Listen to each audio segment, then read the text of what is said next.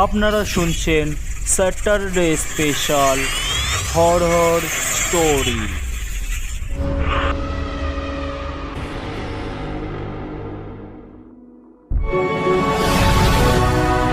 সাহিত্যের কিছু রোমাঞ্চকর কাহিনী নিয়ে সাজানো এই গল্প হরিনারায়ণ চট্টোপাধ্যায়ের আমরা ভূতেরা, কণ্ঠপাঠে আমি গোপীনাথ। তো শুরু হচ্ছে আজকের গল্প আমরা ভূতেরা। ছেলেবেলার থেকেই আমার ভূত খোঁজার নেশা। যখনই পৌরবাড়ির খোঁজ পেয়েছি, যেটা ভূতেদের আস্তানা, সব কাজ ফেলে সেখানে গিয়ে হাজির হয়েছি। গুরুজনদের হাজার নিষেধ সত্ত্বেও রাত কাটিয়েছি সেখানে, কিন্তু ভূতের সন্ধান পাইনি। কতবার যে শ্মশানে ঘুরেছি তার ঠিক ঠিকানা নেই। আমাবস্যার রাতে কুকুর শেয়ালদের চোখ জ্বালার দৃশ্য দেখেছি। এলোমেলো বাতাসে মরার খুলি থেকে অদ্ভুত শব্দ বের হয়েছে, তাও শুনেছি। ভয় পাইনি। সব দেখে শুনে একটা ব্যাপারে নিশ্চিত হয়েছি, ভূত নেই। ভূতের কাহিনী মানুষের কল্পনা। যারা বলেছেন স্বচক্ষে ভূত দেখেছেন, তারা নিছক চোখের ভুলের শিকার হয়েছেন। সভা সমিতিতে, বন্ধু বান্ধবের আসরেতে, পরমে ঘোষণা করেছি যে চিজ যে যাই বলুক, ভূত টুত নেই। প্ল্যানচ্যাক একটা নিছক ধাপ্পাবাজি। ঠিক এমনই সময় চিঠি এলো। চিঠিটা লিখেছে শৈলেন, আমার কলেজের অন্তরঙ্গ বন্ধু শৈলেন দাস। শৈলেনও আমার মতন বিশ্বাস করত ভূত নেই। ভূতের নিবাস মানুষের অলস মস্তিষ্কের এক কোণে। চিঠিটা খুব ছোট, মাত্র লাইন দুয়েকের। যদি ভূত দেখতে চাও অবিলম্বে আমার কাছে চলে এসো। শৈলেন। শৈলেনের সঙ্গে কলেজ ছাড়বার পর আর বিশেষ দেখা হয়নি। অন্য বন্ধুদের কাছে শুনেছিলাম সে আমলকি আর হর্তকির ব্যবসা করছে। ঝাড়গ্রাম না কাঠশিলা কোথাও একটা রয়েছে। চিঠি পেয়ে বুঝলাম শৈলেন ঘাটশিলায় রয়েছে। হয়তো ভূত টুত সব বাজে কথা আমাকে তার ওইখানে নিয়ে যাওয়ার জন্য ভূতের অবতারণা করেছে। মানে এমন করে লিখলে আমি না গিয়ে পারবো না। কলেজে অধ্যাপনার কাজ, বছরের মধ্যে ছুটিই বেশি। পুজো পার্বণ, গরমের ছুটি তো আছেই। এছাড়াও অন্যান্য উপলক্ষে কলেজ প্রায়ই বন্ধ থাকে। ঠিক করলাম দিন সাতেকের ছুটি নিয়ে ঘাটশিলায় চলে যাব। পুজো কেটে গেছে, বাতাসে শীতের মিশেল। এই সময় ঘাটশিলার জল বাতাস ভালো। কড়া শীত পড়েনি। ভূতের সন্ধান না পাই, স্বাস্থ্যটা ফিরিয়ে আনতে পারবো, যে কথা সেই কাজ। সুটকেস আর বিছানা নিয়ে হাওড়া স্টেশনে হাজির হলাম। ট্রেন ছাড়ার দেরি ছিল। কামরার এক কোণে মালপত্র রেখে একটা পত্রিকা কিনে বেঞ্চের ওপর বসলাম। একটা গল্পের লাইন দুয়েক পড়েছি, হঠাৎ পরিচিত কণ্ঠে চমকে উঠলাম। আরে কি খবর? মুখ তুলে অবাক হলাম। সামনে দাঁড়িয়ে শৈলেন, বগলে খবরের কাগজ, হাতে রঙিন ব্যাগ। খবর আবার কি? ভূত দেখাবার জন্য তুই তো নিমন্ত্রণ করেছিস। ভূতের উল্লেখে শৈলেনের মুখটা ব্লান্ড হয়ে গেল, দু চোখে আতঙ্কের ছায়া। সে চুপচাপ দাঁড়িয়ে রইল। কিরে, কথা বল। কি আর বলবো, ব্যাপারটা আমিও ঠিক বুঝতে পারছি না। তোর কথা মনে হলো তাই তোকে চিঠি লিখলাম। ভালোই করেছিস। ভূত যদি নাই পাই, তোর ঘাড়ে চেপে 7টা দিন তো খেয়ে আসবো। শৈলেন বলল, চল এবার, ট্রেন ছাড়বার সময় হয়েছে। তুই কোন কামরায় উঠেছিস? আঙুল দিয়ে কামরাটা দেখিয়ে দিলাম। দুজনে উঠে পাশাপাশি বসলাম। ট্রেন ছাড়তেই আমি জিজ্ঞেস করলাম, কি ব্যাপার বলতো? তুই তো 7 জন্মেও ভূতে বিশ্বাস করতি না। ঠিক আমার মতন। কি দেখলি? স্পষ্ট দেখলাম শৈলেনের কপালে বিন্দু বিন্দু ঘাম ফুটে উঠল। গালের পেশিগুলো কেঁপে উঠল থরথরিয়ে। মৃদু কণ্ঠে বলল, হঠাৎ হঠাৎ বাতি বন্ধ হয়ে যেত। একতিল হাওয়া নেই, দরজা জানলা নিজের ইচ্ছে মতো খুলছে বন্ধ হচ্ছে। পাশের ঘরে খুটখাট শব্দ, গিয়ে দেখি কোথাও কেউ নেই। এই সেই একই ব্যাপার। যারা এই ভূতের উপদ্রবের কথা বলেছে, বাতি নিভে যাওয়া, দরজা খুলে যাওয়া, এই সমস্ত সব এই একই ধরনের কথা শুনতে পাওয়া গেছে। কিন্তু আমরাও এই সব ঘরে কাটিয়ে এসেছি, কিন্তু কোনো কিছুই দেখতে পাওয়া যায়নি। পাশের ঘরের খুটখাট শব্দ ইঁদুরের জন্য। বেড়াল আমদানি করতেই সে শব্দ থেমে গেছে। লাইনের গোলমালের জন্য বাটি হঠাৎ ফিউজ হয়ে গেছে। তাই হাসতে হাসতে বললাম, এইসব ব্যাপারে তুইও ভয় পেয়ে গেলি শৈলেন? এর মধ্যে ভূত এলো কোথার থেকে?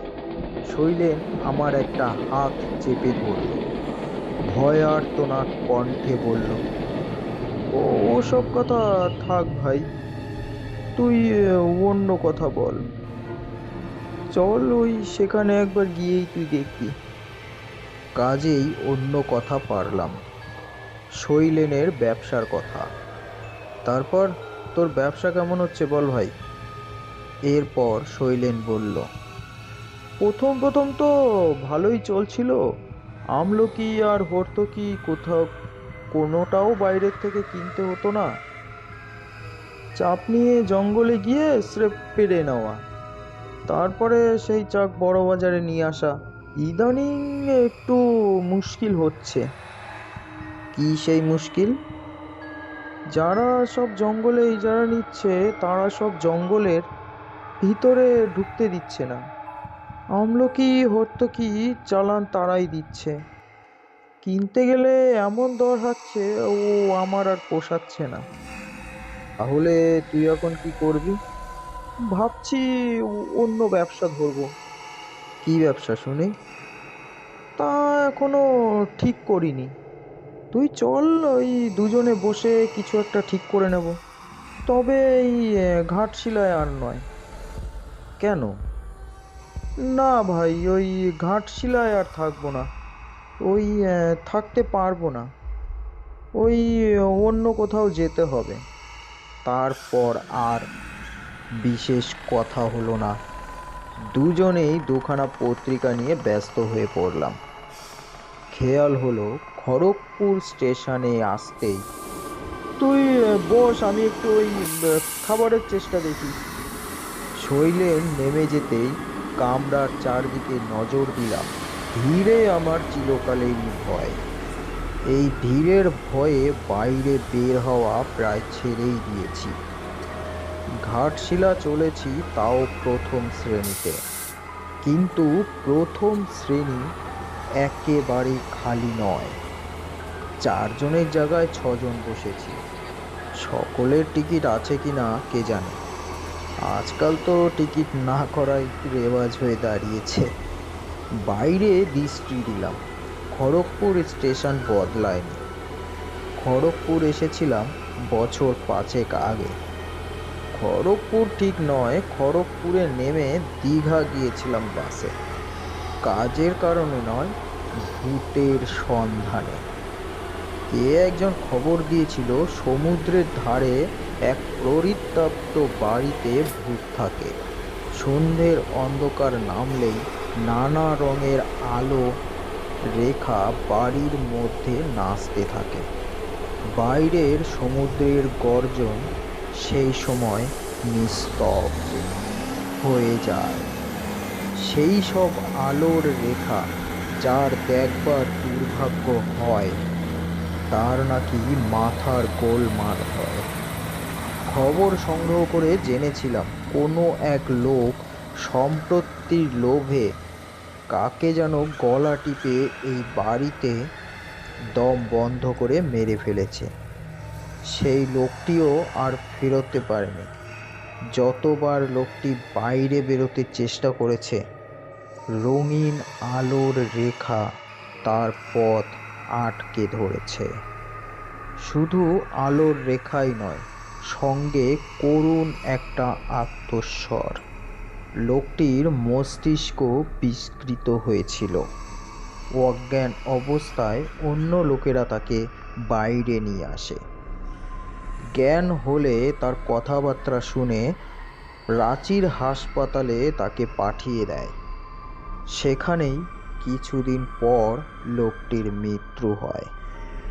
সন্দেহ নেই খুবই জমজমাট গল্প। আমি গিয়ে সেখানে 7 দিন ছিলাম। রঙিন আলো তো দূরের কথা, কোনো আলোই আমি দেখতে পাইনি। শুধু ভাঙা ছাদের মধ্যে দিয়ে সমুদ্রের ঝোড়ো হাওয়া সু সু শব্দে বইত। সেই হাওয়ায় জরা জীর্ণ বাড়ির পলিস্টাররা ঝুপ ঝুপ করে খসে পড়ত। দীঘার ভূতের ব্যাপারে দ্বিমগ্ন ছিলাম। খেয়াল হলো ট্রেন নড়ে উঠতে। তাই তো, ট্রেন ছেড়ে দিল, অথচ শৈলেন কোথায়? শৈলেন না উঠতে পারলেই মুশকিল। এই প্রথম মনে পড়ল, শৈলেনের চিঠিতে তার বাসার কোনো ঠিকানাই ছিল না। অবশ্য তাতে খুব একটা অসুবিধে হতো না। ঘাটশিলা এমন কিছু বড় জায়গা নয়, সেখানে বাঙালিও কম নেই। তাদের কাছে শৈলেন দাসের আস্থানা পাওয়া দুরূহ হতো না। একটু পরেই শৈলেন এসে দাঁড়ালো। কিরে, ট্রেন ছেড়ে দিয়েছে, কোথায় গিয়েছিলি? একেবারে গরম ভাজি আনতে একটু দেরি হয়ে গেল রে। উফ, ছুটতে ছুটতে হাঁটুল ধরেছি। নে নে খা। শৈলেন প্রচুর গরম লুচি এনেছে, লুচি আর তরকারি। খাওয়ার পর বেশ একটু ভর পেটে ঢুলুনি এলো। যখন চোখ খুললাম তখন ট্রেন ঘাটশিলা স্টেশনে ঢুকছে। বেশ লম্বা ঘুমিয়েছি। চোখ চেয়ে দেখলাম পাশে শৈলেন নেই। বগলে বিছানা, হাতে সুটকেস ঝুলিয়ে তৈরি হয়ে নিলাম। একটু এগোতেই দেখলাম শৈলেন দরজার কাছে দাঁড়িয়ে আছে। স্টেশনে নামা গেল। বেশ কনকনে বাতাস বইছে, পাহাড়ি ঠান্ডা। স্টেশনের বাইরে আসার পর শৈলেন বলল, তুমি এখানে দাঁড়াও, আমি একটা সাইকেল রিক্সা ডেকে নিয়ে আসি। এইখান থেকে বেশ দূর, নমকিনী দেবীর মন্দিরের কাছেই আমার বাসার ডেরা। শৈলেন সিঁড়ি দিয়ে বাইরে নেমে গেল। আবছা অন্ধকার, তার মধ্যে দিয়ে দেখলাম প্রচুর সাইকেল রিক্সা গাদাগাদি করে দাঁড়িয়ে আছে, আর সাথে গোটা তিনেক ট্যাক্সিও। 10 মিনিট, 15 মিনিট, 20 মিনিট কাটলো, কিন্তু শৈলেনের দেখা নেই। আশ্চর্য, সাইকেল রিক্সা ডাকতে দেরি হবে কেন? আধ ঘন্টা কাটাবার পর বিরক্ত হয়ে মালপত্র নিয়ে বাইরে এসে দাঁড়ালাম। বাইরে তখনও গোটা দুয়েক সাইকেল রিক্সা দাঁড়ানো। একজনকে জিজ্ঞেস করলাম, দেবীর মন্দির চেনো? হ্যাঁ হুজুর, ব্যাঠিয়ে। সাইকেল রিক্সা চালক হাত থেকে ব্যাগপত্র নিয়ে পাদানিতে রাখলো। দরদস্তুরি করতে দিল না। উঠে বসলাম। শৈলেনের অদ্ভুত আচরণের কোনো উত্তর আমি খুঁজে পেলাম না। এই ধরনের রসিকতা ভীষণ অভদ্র। দেখা হলে আমি সেটা বলে দেব। এদিকে বেশ অনেকটা পথ, ঝাঁকুনিতে কোমরটা ব্যথা হয়ে গেল। সাইকেল রিক্সাওয়ালাকে যখনই জিজ্ঞেস করি, এই আর কত দূর রে, সে বলে, আগে হুজুর। অবশেষে মন্দির নজরে এলো। তার কাছে একতলা একটা বাড়িও দেখতে পেলাম। কাছে যখন আর কোনো বাড়ি নেই, তখন এটাই নিশ্চয়ই শৈলেনের আস্তানা। সাইকেল রিক্সার ভাড়া মিটিয়ে বাক্স বিছানা গুছিয়ে নিয়ে যখন দরজার সামনে গিয়ে দাঁড়ালাম, হাত দিয়ে ঠেলতেই দরজা খুলে গেল। তার মানে দরজা ভেজানো ছিল। ভেতরে জমাট অন্ধকার। সুটকেস খুলে টর্চ বের করলাম। আমাকে ভয় দেখানোর জন্য শৈলেনের বদমাইশি? আগে ভাগে চলে এসে বাড়ির মধ্যেই নিশ্চয়ই কোনো ফন্দি আটছে। ঘরের কোণে টর্চের আলো পড়তেই চিৎকার করে উঠলাম। মেঝের মধ্যে কোনো শৈলেন পড়ে রয়েছে চিত হয়ে, দুটি চোখ বিস্ফারিত। মনে হয় খুব ভয় পেয়েছে। দুকশ বেয়ে রক্তের স্রোত বয়ে চলেছে। তার দেহে যে প্রাণ নেই, এটা বুঝবার জন্য তার কাছে যাওয়ার প্রয়োজন হয়নি। মনে হলো কেউ তাকে গলা টিপে হত্যা করেছে। তখনও টর্চের আলো শৈলেনের দেহের ওপর। তার শরীর ঘুরে গেল। কে যেন ঘুরিয়ে দিল তার দেহটাকে। চোখ দুটো আরো বিস্ফারিত। গালের মাংসপেশিগুলো তখন তীর করে কাঁপছে। আর দাঁড়িয়ে থাকার সাহস হলো না। তীর বেগে রাস্তার উপরে এসে পড়লাম। ঠিক সেই সময় রাস্তা দিয়ে একটা মোটর ছুটছিল। আর একটু হলেই মোটরের তলায় পড়তাম। চালক ক্ষিপ্ত হাতে মোটর থামিয়ে জিজ্ঞেস করলো, এ কি পাগলের মতন ছুটছেন কেন? আপনি চাপা পড়ে যেতেন যে। জ্ঞান শূন্য হয়ে কেন ছুটছিলাম চালককে বললাম। ভদ্রলোক বাঙালি। গলায় স্ট্যাথোস্কোপ দেখে মনে হলো ডাক্তার। ডাক্তার সব শুনে বলল, কি বলছেন আপনি? শৈলেন বাবু তো আজ 3 দশক হলো মারা গেছে। রহস্যজনকভাবে মৃত্যু। গলা টিপে কারা যেন মেরে রেখে গেছে। চোর, ডাকাত? ডাক্তার মাথা নাড়ল। না না, পয়সা কড়ি সব ঠিক ছিল, জিনিসপত্র এদিক ওদিক একটুও হয়নি। বাড়িটার খুব বদনাম আছে। এইভাবেও দুজন এর আগেও মারা গেছেন। কিন্তু আপনি দেখলেন কি করে? পুলিশ থেকে তো দরজায় তালা দিয়ে গেছে। বললাম, কই না তো, দরজা তো খোলা। চলুন তো দেখি। টর্চের আলো ফেলতেই চমকে উঠলাম। দরজায় বিরাট আকারের দুটো তালা। ডাক্তার এ নিয়ে আর কিছু জিজ্ঞেস করলো না, শুধু বলল, স্টেশনে যাবেন তো বলুন, আমি ওই দিকেই যাব। রাস্তায় একটি কথাও হলো না। কোনো কথা বলবার মতন মনের অবস্থা আমার ছিল না। শৈলেনের বীভৎস দুচোখের দৃষ্টি আমাকে বোবা করে ফেলেছিল। প্ল্যাটফর্মের বেঞ্চের ওপর আমি বসলাম।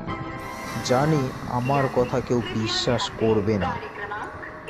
যে লোকটা 10 দিন আগে মারা গেছে, সেই লোকটা হাওড়া থেকে ঘাটশিলা পর্যন্ত আমার সাথে এসেছে নিজের মৃত দেহ দেখাবার জন্য। এমন আজগুবি কথা কেই বা বিশ্বাস করবে? দরজায় আটকানো মৃতদেহ কবে স্থানান্তরিত হয়ে গেছে, অথচ টর্চের আলোয় শৈলেনের সেই বীভৎস দেহ রূপ কি করে দেখলাম?